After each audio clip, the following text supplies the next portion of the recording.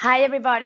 Hi from Spain. My name is Llambu. It is a pleasure to be here with you as we had last year in this fest. This edition of the Team Nation put together a lot of valuable sessions, and I'm enjoying it a lot, and I hope you too. So today I have prepared something special for you, and when I'm saying special is because I'm bringing the last features of Power Virtualization and Bot Composer. So perhaps I apologize because my webcam could get frozen. I'm running a lot of things, bot framework composer, test, bot emulator. So I'm running a lot of things on my laptop. So perhaps the um, the graphic card is not running so fast as usual. So let's introduce the topic today. What you can expect from me. So I will try. Not only to introduce Power Virtual Agents for those who know how to extend it and how to deploy it on Teams. I'm also going to talk about skills, bot framework skills, but I also introduce on my topic the Bot Composer because we are going to run everything using Bot Composer, of course, and behind there is the bot framework itself. But I'm going to show you how to either build skills for Power Virtualization and extend the proper Power Virtualization using Bot Composer without any skill. That's the new feature that we have in Power Virtualization. It is still on preview, but it's been improved a lot during the past 2 months, and I can definitely run a session and show something working for you. So let's go for it. Before to continue, I will like quickly introduce myself. I'm a business applications technical architect in KPMG, so I work for the Microsoft Business Solutions team. I'm a Power Platform advocate. I start my journey developing for SharePoint and Project Server 2007. So now I'm a full focus in Power Platform and dynamics and the whole business applications landscape. You can find me either in social media. I also have a blog, of course. It is in Spanish. I am sorry, so you will need properly the Google Translator. I also participating in many Spanish community events and many community groups within the business applications community in Spain. So don't hesitate to follow us. We have fun, honestly. So let's go for it. What do we have? So Microsoft Teams, of course, is the main and focus service of Microsoft. The whole conference, the whole Teams Nation is running about Microsoft Teams. And why is Microsoft Teams so important? Because it's becoming the hub of our organization, so where everything is centralized. And within Microsoft Teams, we can also look for other services, either Microsoft 365 or Power Platform. So with the new Microsoft Dataverse, I know that there are other sessions during the day about Microsoft Dataverse for Teams. But aside of the Microsoft Dataverse for Teams, we also have the capacity to run flows, to run either Power Apps, to have embedded Power BI reports. So we have a really rich ecosystem how we can embed and how we can connect Power Platform. And of course, something that we knew, or probably we should knew, is that we can connect and we can deploy our Power Virtualization chatbots also into Microsoft Teams, either for personal conversations and for team conversations. So we can deploy it for personal use or for Teams use. So everyone within a channel, he or she can chat with a Power Virtualization with the chatbot. So Power Virtualization is a really powerful skill on Microsoft Teams. Why? Because we can automate any request that probably our users could have. So we are receiving a lot of emails and they are always holidays requests. They are always regarding open tickets. So we can somehow centralize all of this communication, centralize it and automate it using chatbots. And that's why Power Virtualization is so powerful. And that's why it is one of the most unknown services of the Power Platform, and there are not so many people who knows which are the capabilities when we linked Microsoft Teams and Power Virtual Agents. Of course, Power Virtual Agents is not coming alone because you can automate everything on behind using Power Automate, and that's the good point here. So you don't only have the conversation itself, the dialogue, you also have the capacity to look for information across the organization and bring it back to the user who is chatting with your virtual agent. So that's really awesome. Of course, we can achieve a lot of things. So what we do is normally when we deploy our Power Virtual Agent in Microsoft Teams, the user doesn't know that he or she is chatting with a chatbot. Perhaps, I mean, we can inform, but at the end, it is an interface. Microsoft Teams is the interface where we are bringing our conversation in.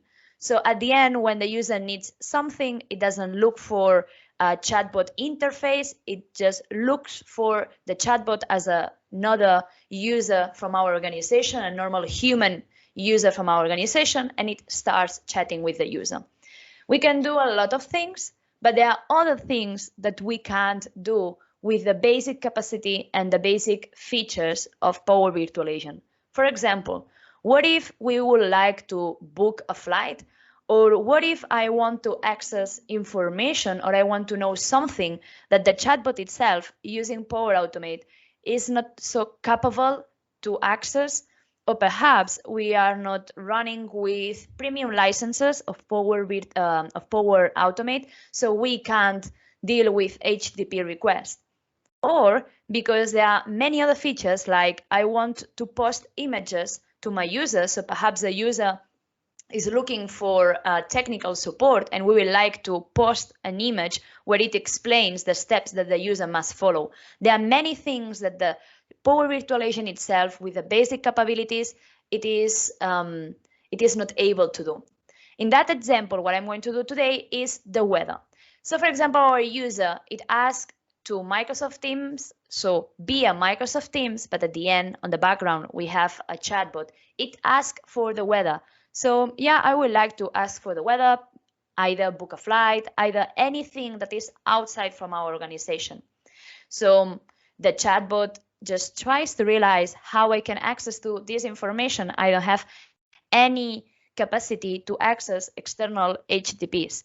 So for that, we know that there are many APIs where we could reach this information from, but there is something missing on between, how we linked Power Virtual Agent with all of those APIs. Yeah, I know that somehow we could do it using Power Automate. We have some limits, but we could definitely do. But at the end, there is something else that the chat we will need to do. So once we ask for the weather, then we retrieve back the weather as a normal message back to the user.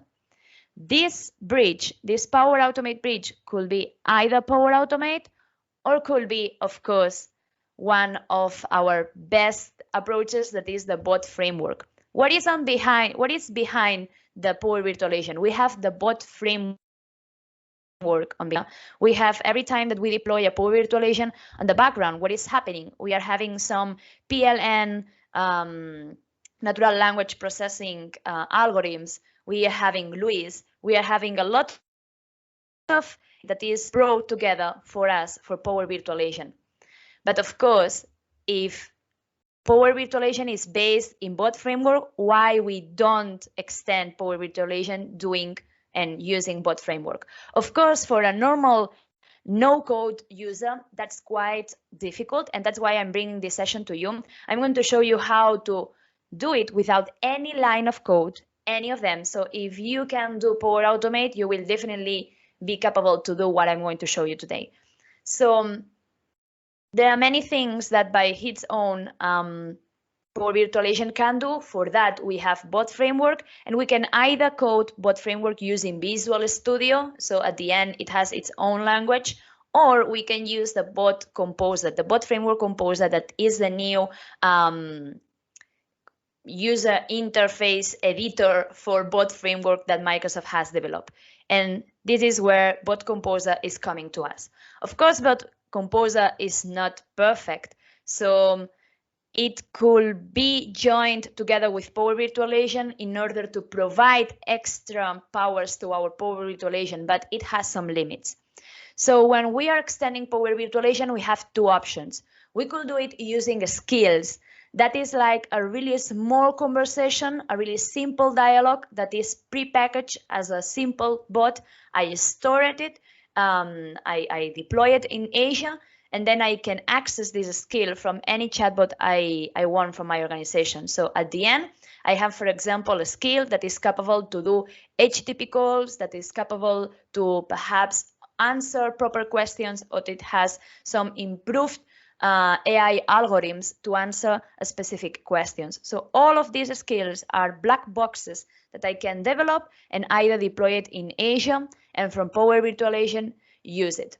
That's one approach. And the second approach is now we can definitely, and that's the best point here, we can use Bot Composer to either develop skills as well, I'm going to show it to you, but also to directly extend the Power Virtual Agent without any skill.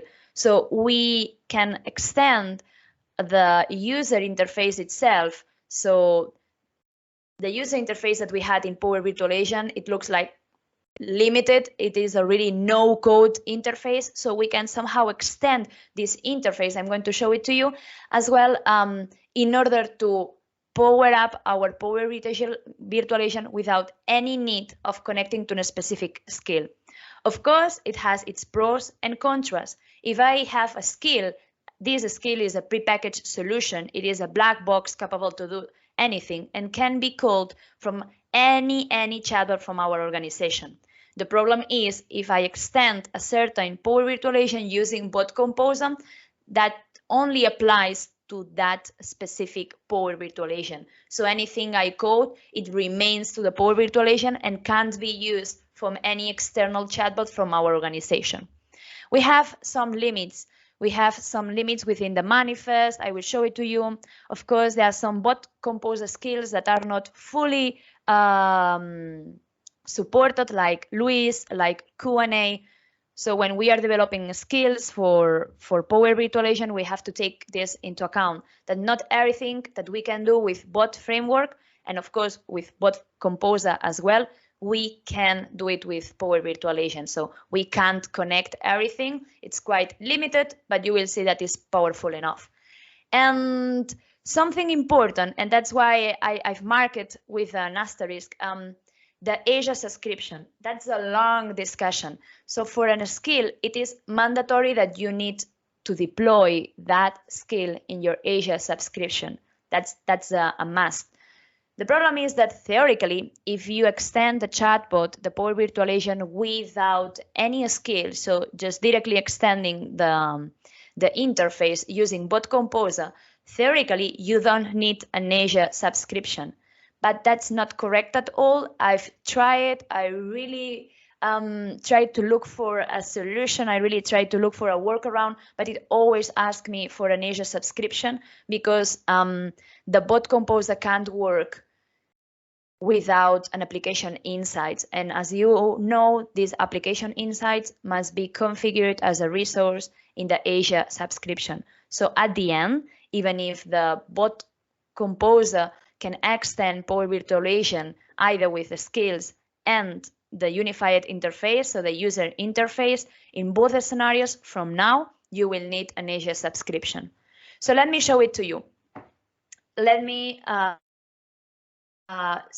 and I'm going to change my screen. I always prefer to work with the small screen, then you will see everything compact. Let me show you my chatbot. So I have a chatbot within my teams. It is called Support Bot. It is a Power Virtual Agent, and I can chatbot. It is a chatbot that I have deployed using Power Virtual Agents. It has the typical and basic conversations, topics, but then I have three different topics, and you can see by the icons that they are really different from each other.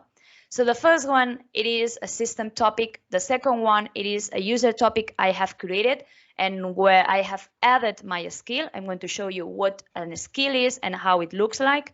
And the get weather topic, it is a composer trigger.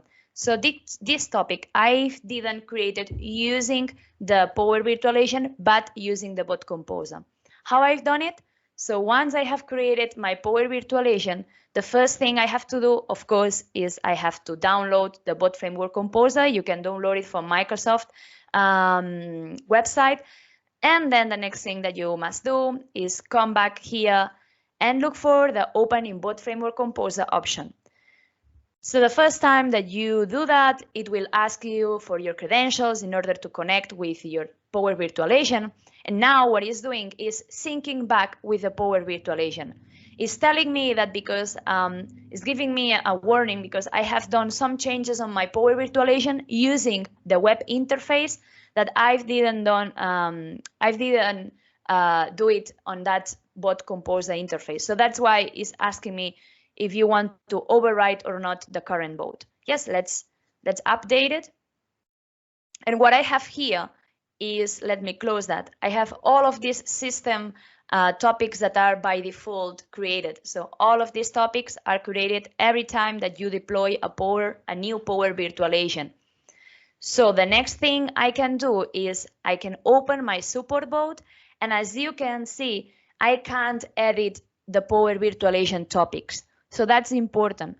All of these topics that I create using the browser interface, I can change it using the bot composer. But what I can do is create new topics.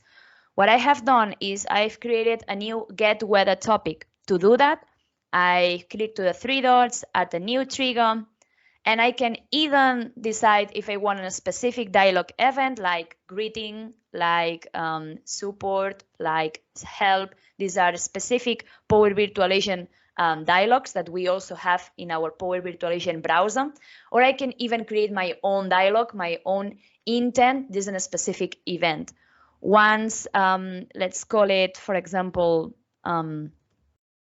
get calendar. And once I've created, I can submit and I can define multiple trigger phases as we had in Power Virtualization.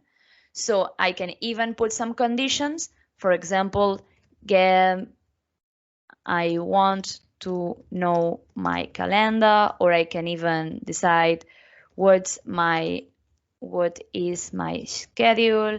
So all of these are the trigger phases, and everything else I can configure as we had before in Power Virtualizations. These are the dialogue actions. So the flow, how the conversation should continue according to the event that I have recently created. So that's how we define a new conversation. Let's take a look at the conversation I had here. This conversation, what it's doing is the user is asking to the bot which will be the forecast, so how the weather will look like today in a specific city. So to get the weather, as we said in the example, we need some bridge connecting the Power Virtualization and the APIs. We can do it either with Power Automate, and I'm going to show it how to do it using the bot composer. So what I have done here, if I just posted a response, since you are interested in weather, once the user is triggering the weather. So the user can trigger this topic either using weather or will it rain in Madrid, or I can even add more sentences. And the next thing I ask for to the user is a specific question. That's a really difference. That's a specific difference between Power Virtualization and bot composer. If I ask a question, let me ask for a specific test, I can define multiple response variations. So I can define the question in multiple formats using different sentences in order to have different experiences for the user. Then the user will have the feeling that is not always chatting with the same chatbot, or at the least the chatbot is intelligent enough to have some variations. On that case, I specified two of them. Could you please tell me in which city do you live, or which city are you interested in? The response, it is a user city. So I'm going to save that information into the user object of my dialog. This is something regarding the bot framework. So these are properties from the dialog, and I'm going to create a new property called city when I'm going to save it. The next thing I'm going to do is to send an HTTP request. To do that, let me show it quickly to you. I have used the AccuWeather API. I have requested a developer API key. And because, I know that Madrid has already a specific location key, but I could, of course, develop a middle step, a step on between asking for a specific city to the API, returning the location key, and then pass it as a parameter. But just to have it as an example, I've assumed that we are always going to ask for Madrid, and then Madrid has a specific location key, and this key has been already configured here. So it is this 308526. So the API that I have requested to AccuWeather, and what I'm going to do is to save the response into a specific property. The second object that we have into a bot framework dialog, it is the dialog itself. So it is an object where I can define new properties. In this case, I've defined it a new API underscore response. It means that every time that you define, that you set a new property, if this wasn't initialized before, it will be initialized with the value that you are setting right now. I'm defining that this is an application JSON, this is a JSON, and what I'm doing here is I'm just checking if the request was successful or not. Perhaps we had some issues with the HTTP call. And before to continue, I really want to thank Kent Ware. He's also an MVP, and he has awesome videos within his channel. Just check it out within his YouTube channel. He helped me a lot because I was struggling how to access to the status code. And then I realized that the whole AccuWeather API response was quite complex. So this is the response of my this is the response of my API, and of course it has some different properties, some different objects, and it was quite difficult to understand how to access to them. So thank you, Kent, because without you I couldn't know how to access to the status code.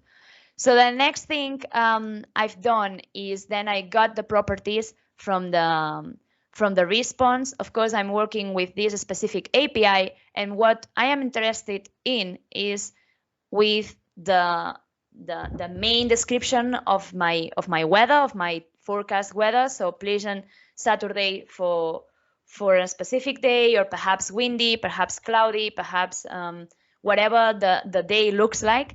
And then we have some temperatures, we have the minimum, the maximum, and we can even know how it will look like during the day and how it will look like during the night. So this is how the whole response looks like, and that's what I have defined it here. So into the API response property, I'm going to access to the content, then I'm going to access to the daily forecast, to the very first daily forecast, because I've just requested to the first one. I just asked to the AccuWeather to return me the weather for today, not for the whole week. That's why it's returning me one single object within into the array. And then I'm going to take the day, the resume, the summary of the day, the weather for today, the maximum value of the temperature, and the minimum value as well.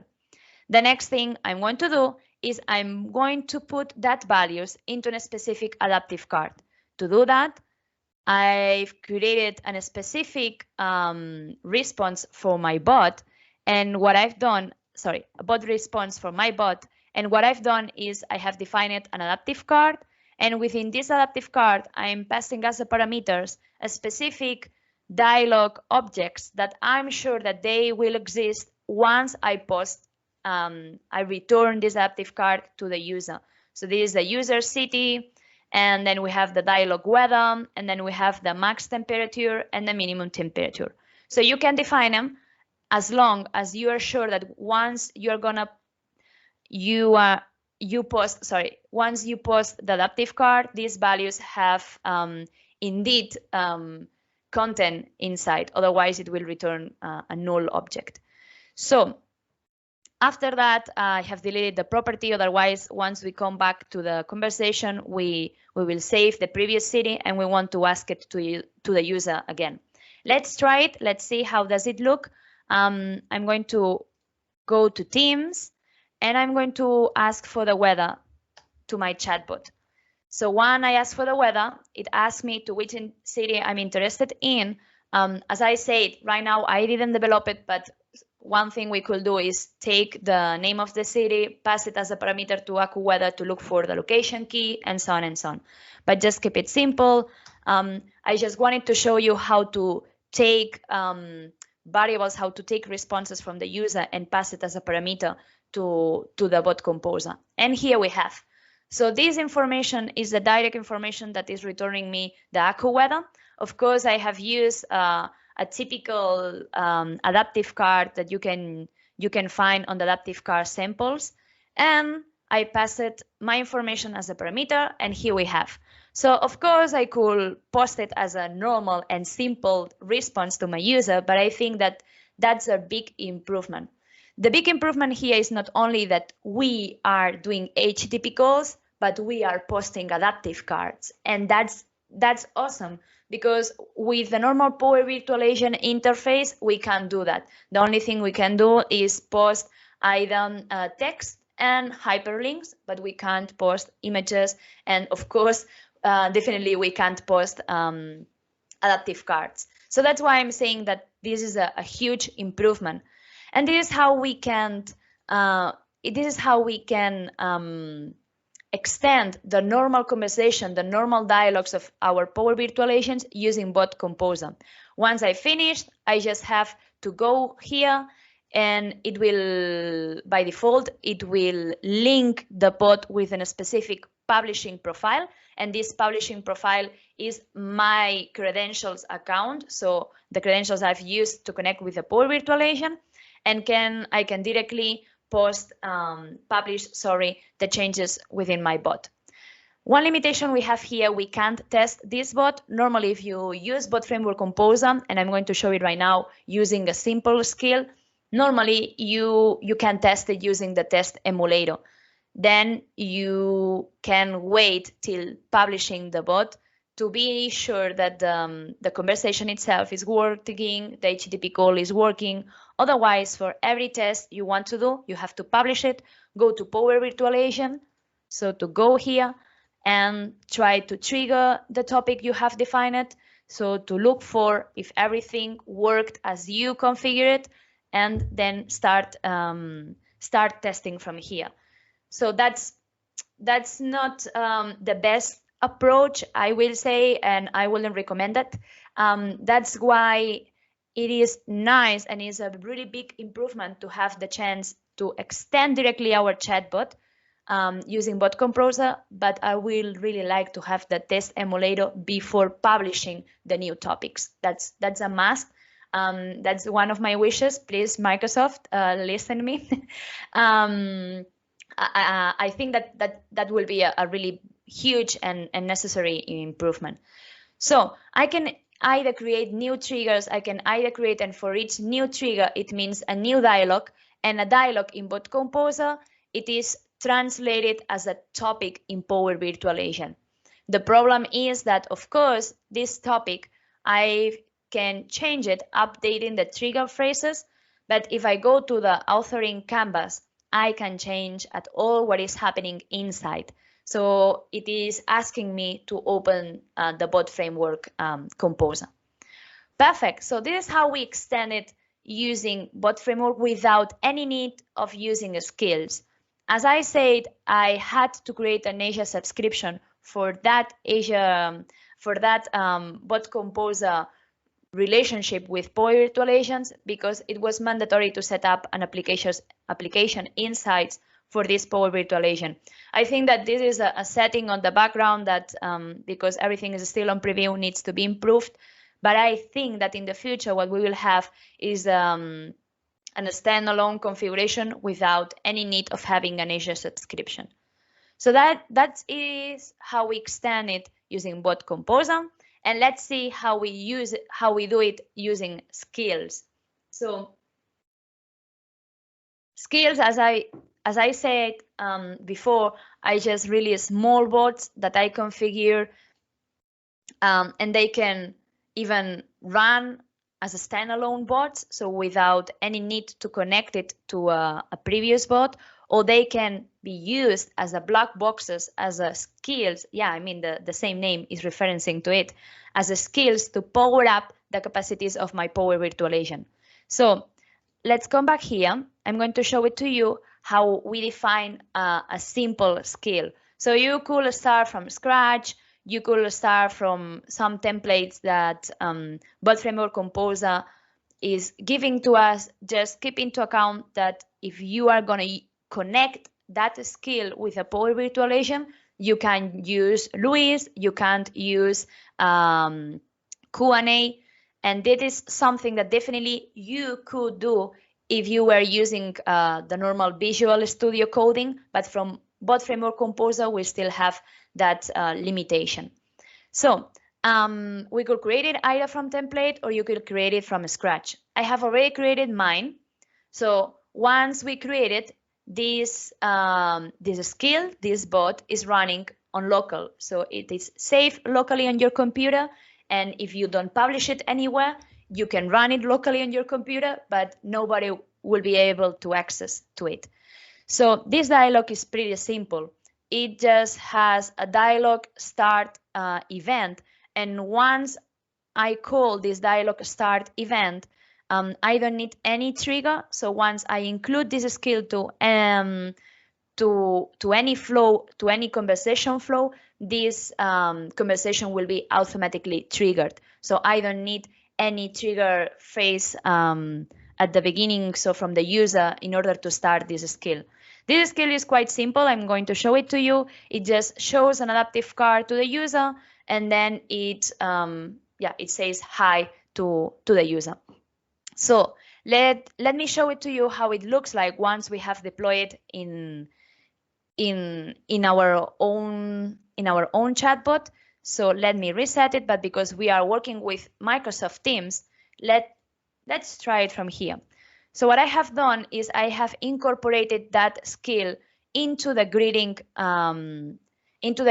topic. So what is using and what is doing this topic, and I don't know why it got stuck here.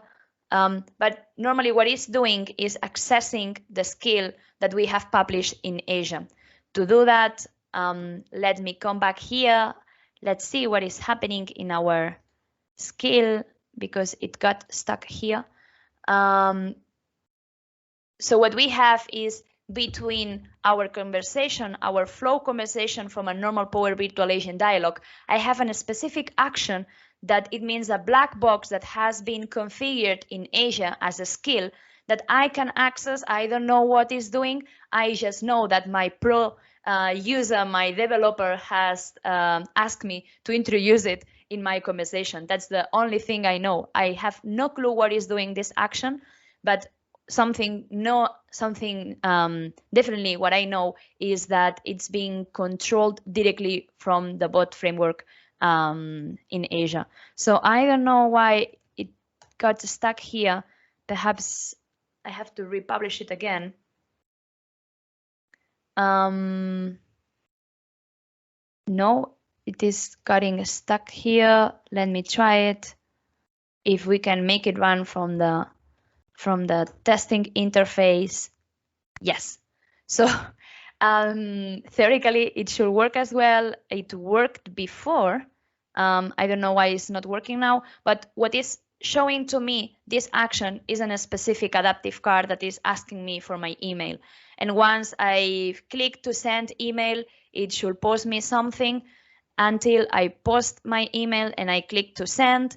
Then it will introduce me, it will just greet me, hi, and it will take the email, and then we'll continue the conversation.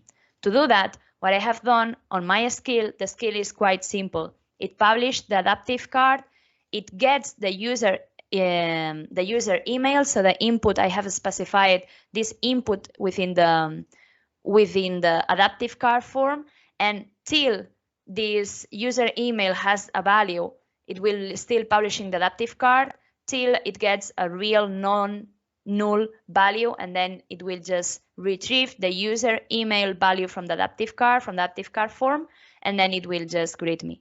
To do that, let me show it to you. I have configured a bot response. Sorry. I have configured a bot response that is just posting me the adaptive card, and where I have defined in my input text, that's really important, I have specified an ID. And once I have specified an ID, I'm just saying that I'm going to keep that email value from my input form into a user email property, and I'm going to read it from an activity.myemail, and that's the ID of my active card. So once I have the value, then I can reuse the variable in order to continue with the conversation. Once the conversation has finished, the skill has finished at all. This skill can be used in many Power Virtual agents as necessary. Once I have defined the skill, the next thing I have to do is to publish it.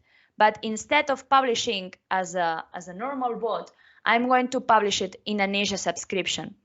So when I define,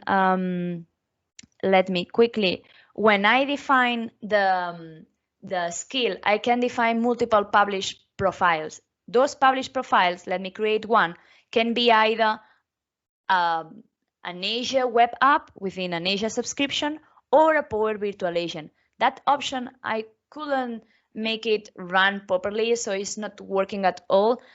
So starting a Power Virtual agent from scratch, from here, from the bot framework composer, but definitely you can create a new resource, a new Azure resource, and what it is doing, it is creating a new resource into your Azure subscription.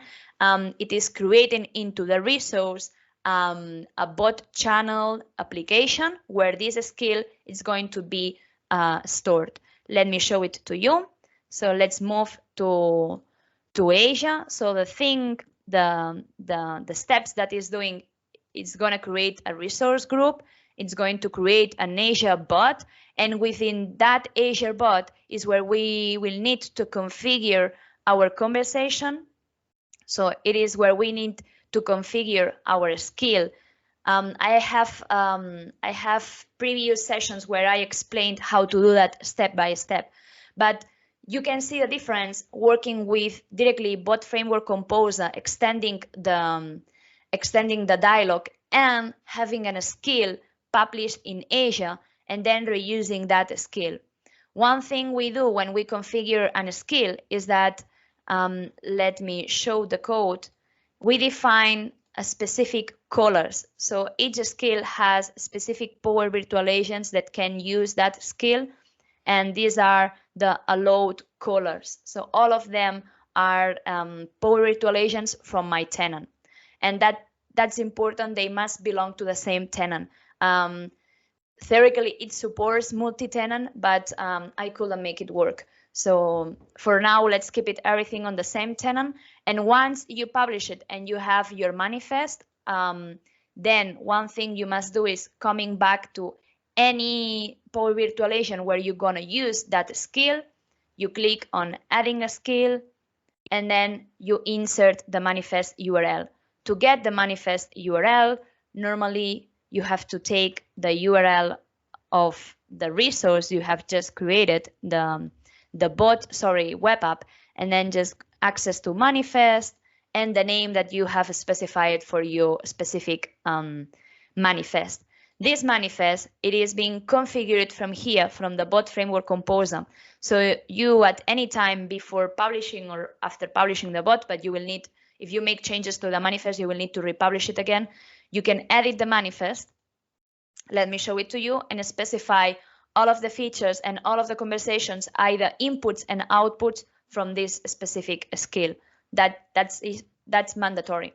And of course, if at any point you don't know how to get the ID of the chatbot, here you have a a direct access where you can copy the ID of your chatbot directly to your skill. So once you have added the skill, this skill can be used anywhere from your Power Virtual Agent. And I really want to show you the difference. So I can introduce that skill, that specific skill, anywhere, and can be used as an extra action, an extra step, as we were calling, Power Automate flow or any specific action. So you see that both have quite the same capabilities. So extending the bot and either creating a skill and connecting it to the Power Virtual Agent, either are accessible here. Here we have it took. So either are accessible from Teams. So either the conversation from Bot Composer and either the skill, even if we create it with Bot Composer, sorry, or directly coding it in Visual Studio.